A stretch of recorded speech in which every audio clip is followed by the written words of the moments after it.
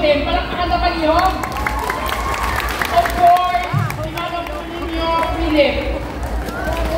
Ay, ingay na palakpak niyo. Kamulan na ito, Doc. Announcement. Si Pongkaraps kag si Vice Edith Pamilyaran nagpapangayungin sa pasensya nga wala sila kaabot subok ng ako tungkol sa ako. Pero naghambal si Pongkaraps kag naghambal si Vice Edith Pamilyaran nga mahatag sila tag 5,000.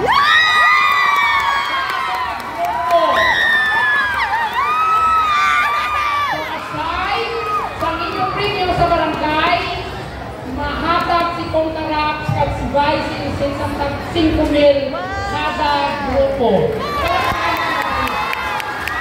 So, lang ko lang ito, may short na kami yung 5,000 sa Monday. Thank you again.